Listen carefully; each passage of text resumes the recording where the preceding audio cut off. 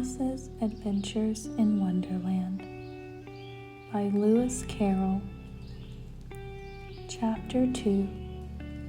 The Pool of Tears. "Curiouser and curiouser," cried Alice. She was so much surprised that for the moment she quite forgot how to speak good English. "Now I'm opening out like the largest telescope that ever was. Goodbye, feet." For when she looked down at her feet, they seemed to be almost out of sight. They were getting so far off.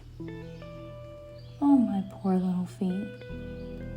I wonder who will put on your shoes and stockings for you now, dears. I'm sure I shan't be able. I shall be a great deal too far off to trouble myself about you. You must manage the best way you can. But I must be kind to them," thought Alice, "or perhaps they won't walk the way I want to go. Let me see. I'll give them a new pair of boots every Christmas." And she went on planning to herself how she would manage it.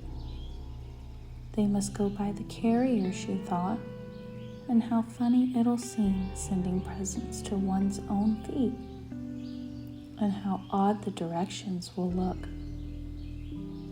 Alice's right foot, Esquire. Hearthrug near the fender, with Alice's love. Oh dear, what nonsense I'm talking. Just then her head struck against the roof of the hall. In fact, she was now more than 9 feet high, and she at once took up the little golden key and hurried off to the garden door. Poor Alice! It was as much as she could do, lying down on one side, to look through into the garden with one eye. But to get through was more hopeless than ever. She sat down and began to cry again. "You ought to be ashamed of yourself," said Alice. "A great girl like you," she might well say this, "to go on crying in this way. Stop this moment, I tell you." But she went on all the same, shedding gallons of tears, until there was a large pool all round her, about 4 inches deep and reaching half down the hall. After a time she heard a little pattering of feet in the distance, and she hastily dried her eyes to see what was coming. It was the White Rabbit returning, splendidly dressed, with a pair of white kid gloves in one hand and a large fan in the other. He came trotting along in a great hurry, muttering to himself as he came, "Oh, the Duchess, the Duchess! Oh, won't she be savage if I've kept her waiting?" Alice felt so desperate that she was ready to ask help of anyone. So when the rabbit came near her, she began, in a low, timid voice, "If you please, sir." The rabbit started violently, dropped the white kid gloves and the fan, and scurried away into the darkness as hard as he could go. Alice took up the fan and gloves, and as the hall was very hot, she kept fanning herself all the time she went on talking. "Dear, dear, how queer everything is today, and yesterday things went on just as usual. I wonder if I've been changed in the night. Let me think. Was I the same when I got up this morning? I almost think I can remember feeling a little different. But if I'm not the same, the next question is, who in the world am I? Ah, that's the great puzzle. and she began thinking over all the children she knew that were of the same age as herself, to see if she could have been changed for any of them. "I'm sure I'm not Ada," she said, "for her hair goes in such long ringlets, and mine doesn't go in ringlets at all. And I'm sure I can't be Mabel, for I know all sorts of things, and she knows such a very little. Besides, she's she and I'm I, and oh dear, how puzzling it all is. I'll try if I know all the things I used to know. Let me see. 4 times 5 is 12, and 4 times 6 is 13, and 4 times 7 is, oh dear, I shall never get to 20 at that rate. However, the multiplication table doesn't signify. Let's try geography. London is the capital of Paris, and Paris is the capital of Rome, and Rome, no, that's all wrong, I'm certain. I must have been changed for Mabel. I'll try and say, how doth the little... And she crossed her hands on her lap, as if she were saying lessons, and began to repeat it, but her voice sounded hoarse and strange, and the words did not come the same as they used to. How doth the little crocodile improve his shining tail, and pour the waters of the Nile on every golden scale? How cheerfully he seems to grin, how neatly spread his claws, and welcome little fishes in with gently smiling jaws. I'm sure those are not the right words, said poor Alice, and her eyes filled with tears again as she went on. I must be Mabel after all, and I shall have to go and live in that poky little house, and have next to no toys to play with, and oh, ever so many lessons to learn. No, I've made up my mind about it. If I'm Mabel, I'll stay down here. It'll be no use their putting their heads down and saying, come up again, dear. I shall only look up and say, who am I then? Tell me that first, and then if I like being that person, I'll come up. If not, I'll stay down here till I'm somebody else. Oh dear, cried Alice with a sudden burst of tears. I do wish they would put their heads down. I am so very tired of being all alone here. As she said this, she looked down at her hands and was surprised to see that she had put on one of the rabbit's little white kid gloves while she was talking. How can I have done that, she thought. I must be growing small again.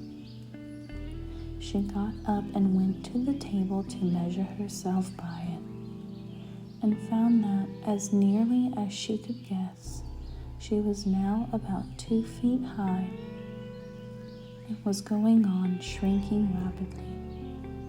She soon found out that the cause of this was the fan she was holding, and she dropped it hastily, just in time to avoid shrinking away altogether.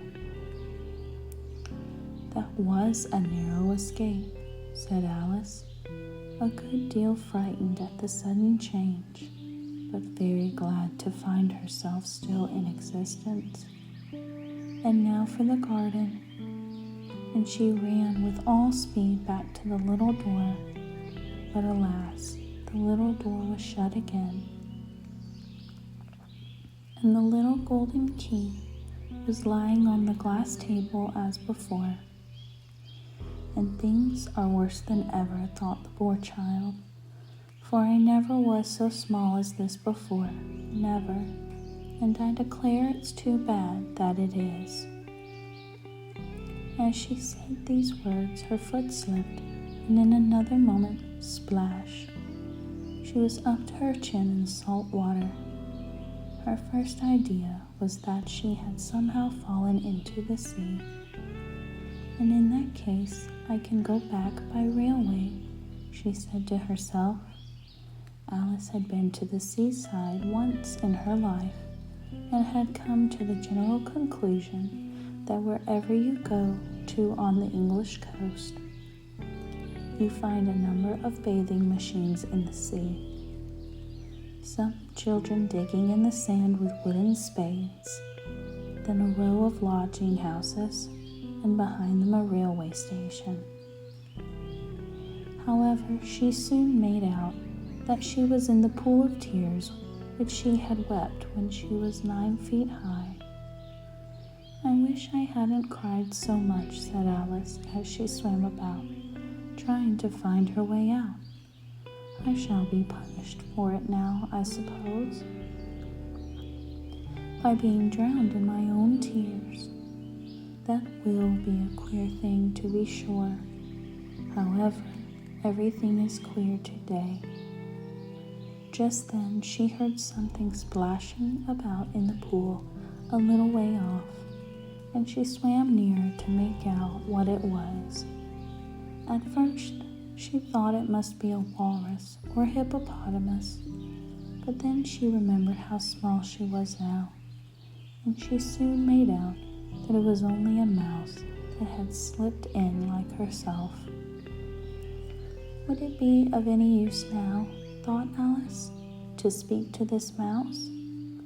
Everything is so out of the way down here that I think very likely it can talk. At any rate, there is no harm in trying. So she began. Oh, mouse, do you know the way out of this pool?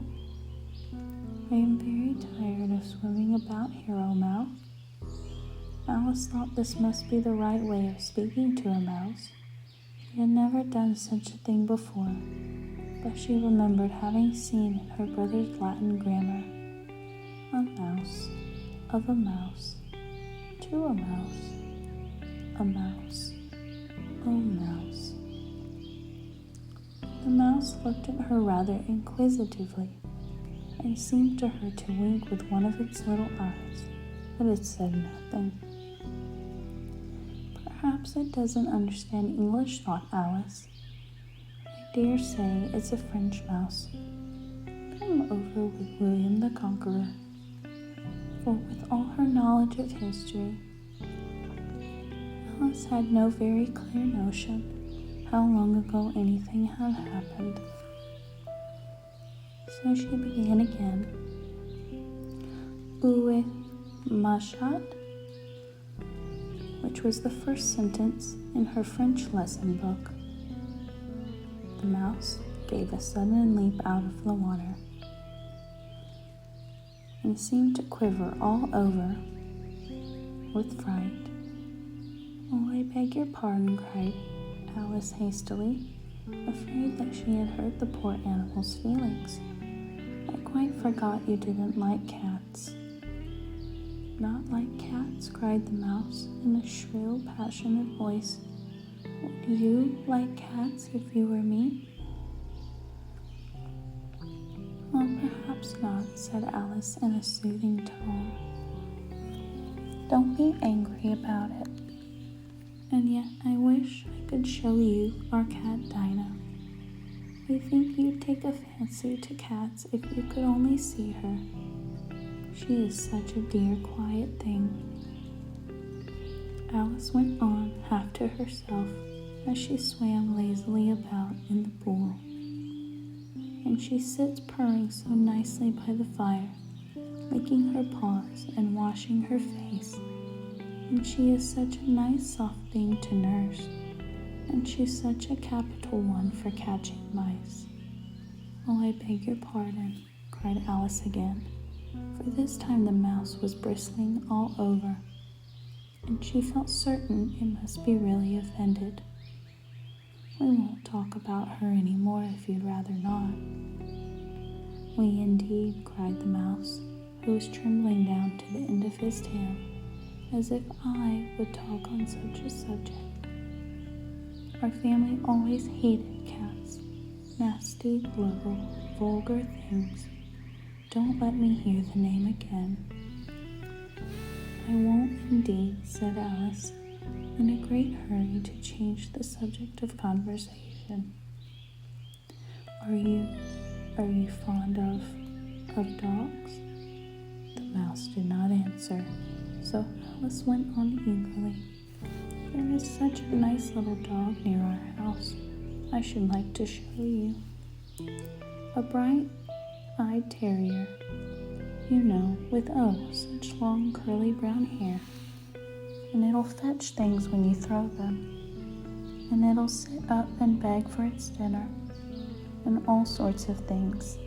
I can't remember half of them. And it belongs to a farmer, you know. And he says it's so useful. It's worth £100. He says it kills all the rats and..." "Oh dear," cried Alice in a sorrowful tone. "I'm afraid I've offended it again." For the mouse was swimming away from her as hard as it could go, and making quite a commotion in the pool as it went. So she softly called after it, "Mouse dear, do come back again.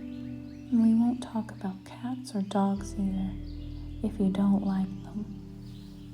When the mouse heard this, it turned round and swam slowly back to her. Its face was quite pale with passion, Alice thought.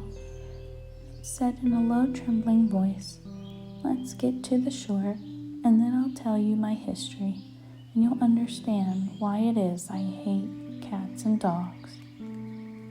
It was a high time to go, for the pool was getting quite crowded with the birds and animals that had fallen into it. There were a duck and a dodo, a lory and an eaglet, and several other curious creatures. Alice led the way, and the whole party swam to the shore.